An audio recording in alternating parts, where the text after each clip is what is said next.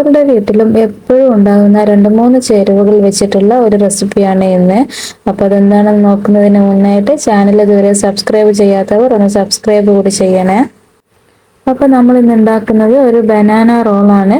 അതിനായിട്ട് ആദ്യം രണ്ട് പഴം തൊലികളെന്നെ ഇതുപോലെ ചെറുതായിട്ടൊന്ന് മുറിച്ചിടാം. ചെറിയ പീസായിട്ട് തന്നെ ഇതാക്കിക്കോളൂ, കാരണം ഇത് ബ്രെഡിന്റെ ഉള്ളിൽ ഫില്ലിംഗ് ആയിട്ട് കൊടുക്കുന്നതാണ്.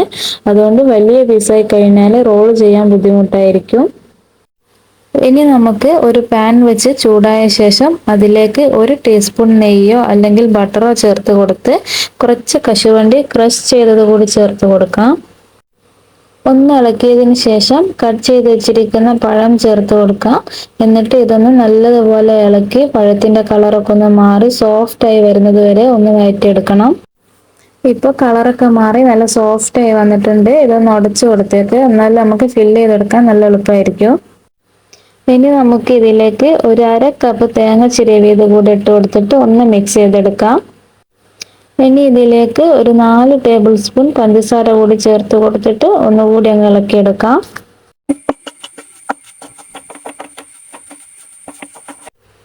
ഇനി ഇതിലേക്ക് ഒരു 1/4 ടീസ്പൂൺ ഏലക്ക പൊടിച്ചതോ അതുപോലെ കുറച്ച് സിനമൺ പൗഡർ കൂടെ ചേർത്ത് കൊടുത്തിട്ട് ഒന്ന് ഇളക്കി ഫ്ലെയിം ഓഫ് ചെയ്യാം. ഇനി നമുക്ക് ഒരു ബൗളിലേക്ക് 2 മുട്ട പൊട്ടിച്ചൊഴിക്കാം. അതിലേക്ക് ഒരു 1/4 കപ്പ് പാല് കൂടെ ചേർത്ത് നല്ലപോലെ ഒന്ന് ഇളക്കി എടുത്ത ശേഷം മാറ്റി വെക്കാം. ഇനി നമുക്ക് വേണ്ടത് ബ്രെഡാണ്. ബ്രെഡിന്റെ സൈഡൊക്കെ ഒന്ന് കട്ട് ചെയ്തെടുക്കാം.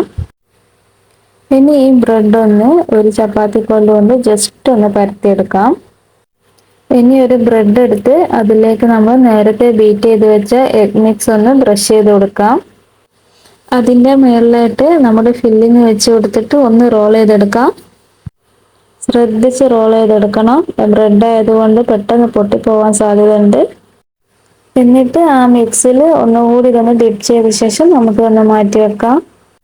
ഇനി ഇതിൻ്റെ മേലെ ഒരു ജെറി ഇതുപോലെ നടുമുറിച്ചിട്ട് ഇതിൻ്റെ സെൻറ്ററിലായിട്ടൊന്ന് വെച്ച് കൊടുക്കാം. ഓപ്ഷണലാണ്, ഞാനിത് ഒരു ഭംഗിക്ക് വേണ്ടി വെച്ചെന്നുള്ളൂ. ഇനി നമുക്ക് ഇതൊന്ന് ഫ്രൈ ചെയ്തെടുക്കണം. അതിനായിട്ട് ഒരു പാനിലേക്ക് 1-2 ടേബിൾ സ്പൂൺ ഓയിൽ ഒഴിച്ച ശേഷം നമുക്കിതൊന്ന് ഷാലോ ഫ്രൈ ചെയ്തെടുക്കാം. എല്ലാ സൈഡും ഇതുപോലെ ഒന്ന് റോൾ ചെയ്ത് ഫ്രൈ ചെയ്തെടുക്കണം. ഡീപ്പ് ഫ്രൈ വേണമെങ്കിലും ചെയ്യാം, പക്ഷെ കുറച്ചുകൂടി ഹെൽത്തി ഇങ്ങനെയാണ്. ഇതിങ്ങനെ കളർഫുൾ ആയിരിക്കുന്ന കാരണം കുട്ടികൾക്കൊക്കെ കഴിക്കാൻ നല്ല ഇഷ്ടമായിരിക്കും. സ്കൂളിലൊക്കെ കൊടുത്തു വിടാൻ പറ്റിയ ഒരു അടിപൊളി ഹെൽത്തി സ്നാക്കാണ്. അപ്പോൾ എല്ലാവരും ഒന്ന് ട്രൈ ചെയ്ത് നോക്കുക. വീഡിയോ ഇഷ്ടമായാൽ ഒന്ന് ഷെയർ കൂടി ചെയ്യണേ.